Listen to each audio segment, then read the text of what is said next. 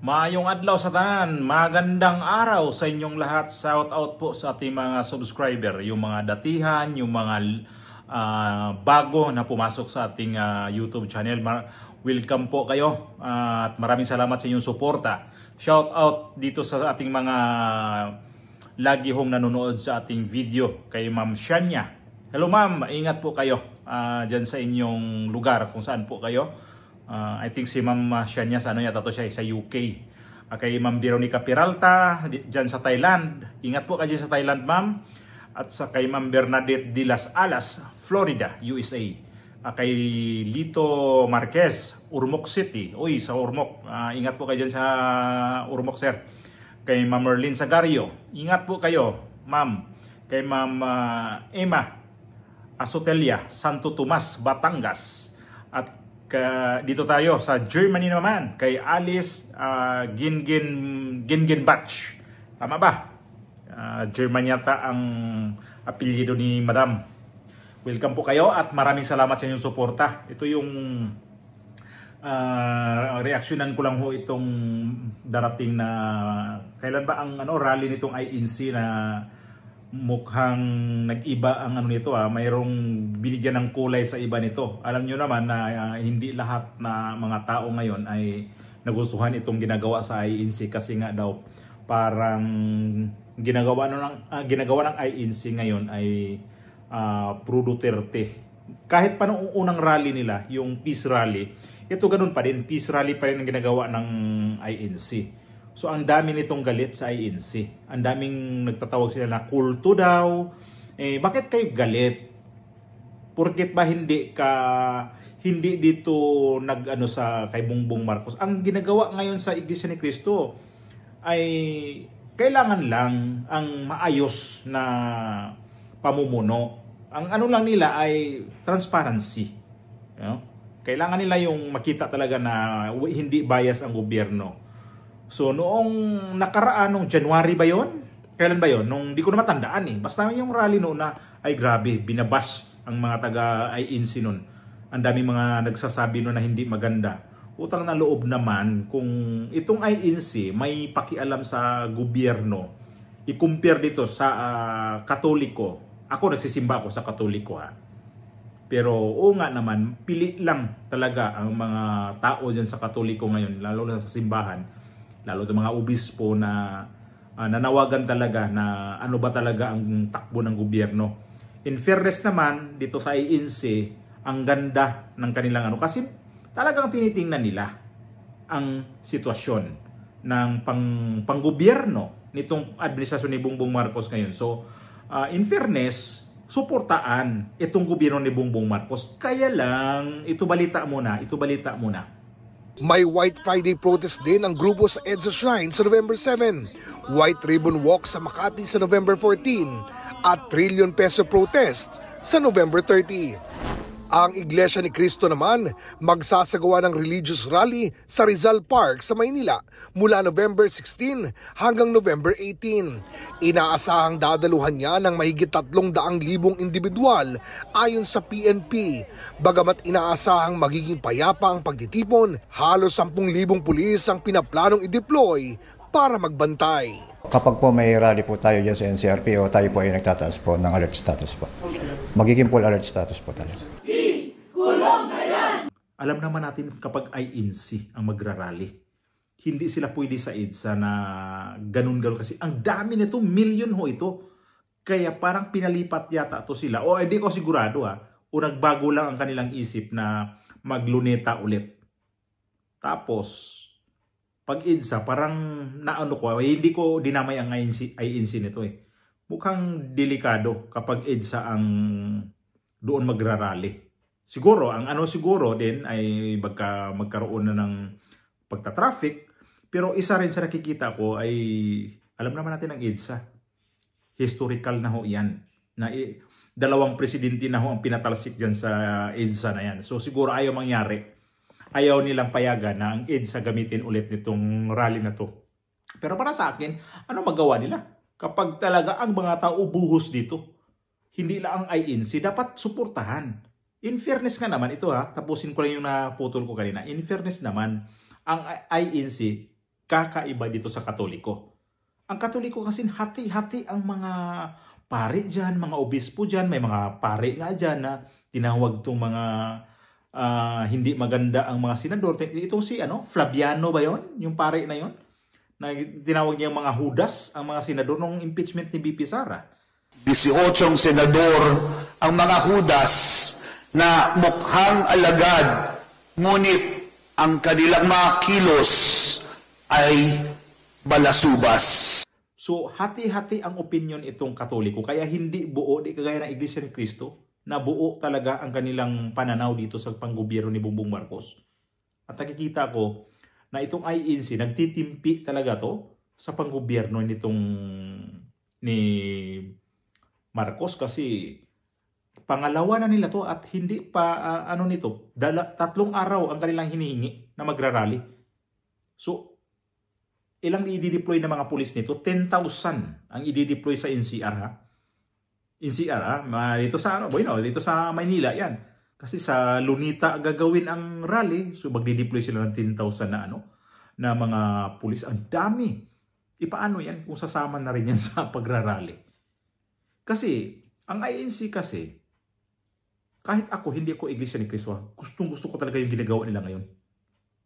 Saludo talaga ako sa inyo, mga Iglesia ni Cristo. Yung kapatid natin na mga Iglesia ni Cristo.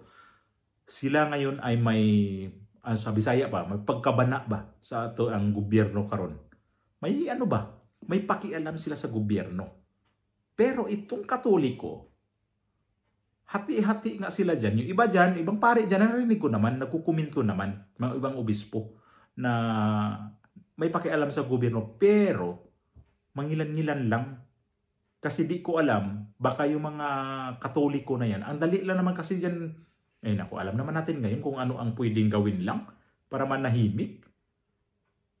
Tapos itong nangyayari ngayon na 3 days na rally ng INC, ang dami nitong mga nakikita ko na mga na nakikita kong sa social media, binabayaran daw ng 3,000 ang aatin sa sa rally. In fairness naman sa Iglesia ni Cristo, hindi ganun sila hindi sila ganun ng udyok ng mga tao. Kusa yan ang INC ha. Kusa ho yan, hindi yan nagbabayad ng mga tao na sige 3,000 ang sa inyo. Tapos paano kung ilang libo ang pupunta dyan? Babayaran nila 3,000 yan kada isa? Pampihera naman talaga ng mga ginagawa nila ng issue. Sinisiraan nila ang INC. Nakikita ko dito sinisiraan ninyo ang Iglesia ni Cristo. Bakit yung sisiraan? Na ito yung relihiyon natin ngayon na may pakialam sa bansa na anong nangyari sa ating bansa ngayon. Samantala yung ibang mga religion group dyan, walang pakialam. Ako nga sabi ko nagsisimba ako ng Katoliko. Mababilang mo lang kung sino yung mga may pakialam sa nangyari sa atin ngayon na itong grabing corruption sa ating bansa. Matakin mo naman yan. Itong mga pulis ngayon na may nakikita ko dito ang spokesperson sa mga pulis parang may halong kabado na. Kabado ang gobyerno natin ito ngayon. Alam natin kapag Iglesia ni Cristo ang gagalaw, ang Iglesia ni Cristo pag nagsalita sila, mayroon silang paninindigan talaga. Nanindigan na dito kami sa tama. Hindi kami dyan. Kaya lang, itong mga anti-Iglesia ni Cristo, grabing paninira ninyo dito sa grupo na to, sa religious group na to na hindi naman to sila nangingialam sa ibang mga religious group Sila lang na yan dyan. Dyan ako saludo dito sa mga taga-INC dahil kung ano ang karapat-dapat talaga, kung anong tama, doon yan. Nakikita natin kung sinusuporta nila mga kandidato, di ba? Doon lang tayo nagbabase. Talagang hindi ito pumapalyo. Di ba? Kung sila ang nagsusuporta ng mga kandidato, panalo. Dahil nakikita nila na itong tao na to dapat ito ang tulungan namin. So, kaya lang, itong mga nasa paligid na iba dyan, kalaban sa relihiyon, may mga kalaban Kaya hindi nila nagustuhan ng galaw nitong Iglesia ni Cristo. At itong mga pulis ngayon, ito na balita, ito na nakarang araw, ay mukhang kabado na itong ang mangyayari nitong rally na 3 araw ang hiningi. So may tendency ito na hindi lang INC ang ano. Paano kung samahan to sa ibang religious group? May nakita ako dyan na ang KOJC yata at saka GIL ang sasama sa Iglesia ni Cristo. So kung hindi gagalaw ang Iglesia ni Cristo, yung ibang mga religious group dyan, hindi naman gumagalaw eh. Ito pangalawa na to sa Iglesia ni Cristo na magrarally sila. At sa Lunita pa din. Nakita natin ang unang rally. Million ho yun sila. Ilang million yun. Nationwide yun. Umabot yata ng 3 million ang kanilang kasi nationwide. May mga nagrarally sa ibang dyan sa Pilipinas. Ewan ko lang sa ibang bansa, baka worldwide pa yun. Kaya lang, mas talaga ang dyan sa Pilipinas kasi dyan naman talaga ang pinakaano ng Iglesia ni Cristo. Pero ito yung dapat bandayan sa gobyerno. Kapag ito Iglesia ni Cristo na medyo nagpalabas na kanilang sentimiento, dapat pansinin sa gobyerno, pang-gobyerno ngayon kasi nakikita na hindi talaga maganda ang pamalakad ngayon kasi ang korupsyon, andyan yung mga investigasyon nila, wala pa naman nakulong eh. Walang kinakasuhan. So, saan tayo pupunta ito ngayon? Anong gagawin natin ngayon dito? Puro na lang balita ng ganito. Puro na lang balita na ganito, ganit. Si Vince Dizon, puro na lang hindi maganda ito. Kailangan may mananagot. Sabi ng Pangulo, si Vince Dizon, hindi ako nagustuhan to nga. Sinabi ko na to eh. Ito si Bongbong Marcos, wala rin pakialam. Ano ko naman. Ay, naku naman. Di ba nakakaano na talaga? Nakakasawa naman talaga pag manood tayo ng balita. Pero siguro kayo, ganun din ang naramdaman ninyo, nainis na kayo. Ako rin mismo na gumagawa ng ganitong opinion, ganun din nakukuha ko rin sa mga balita. Kaya nga naglabas ako ng sarili kong opinion. Kanya-kanya tayong mga opinion, pero mas gusto ko ang ginagawa o gagawin nitong Iglesia ni Cristo ngayon kaysa dito sa mga Katoliko ngayon. Kasi alam naman natin Iglesia ni Alam naman natin ang mga Katoliko. Kapag ito sila, alam natin yan kung anong dyan. Ibang mga pare dyan, nakita naman natin eh. May mga bias na pare dyan, mga madre. Kasi nga gusto nila ewan ko anong nila na gusto nila yung presidente na ganito. Pero ngayon, ito si Bongbong Marcos, hindi ko alam kung ano talaga ang kanilang standing dito kay Bongbong Marcos yung Katoliko. Kasi may mga pare dyan na hindi nagandahan dito sa pamamalakad ni Bongbong Marcos. Sa totoo lang itong pare lang sa Cebu, itong si Father Siano Ubod.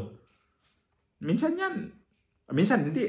Araw-araw yan. Sinasama sa kanyang homily ang nangyayari sa Pilipinas. Diba? Kasi open siya sa kanyang sarili. Kaya ayan, sana itong paggalaw ng Iglesia ni Cristo, sabayan natin kung ano man ang kanilang gusto. Kasi nakikita ko naman talaga, ang ganda ng kanilang pananaw sa ating bansa. Kaya lang, sa mga politiko nasisira.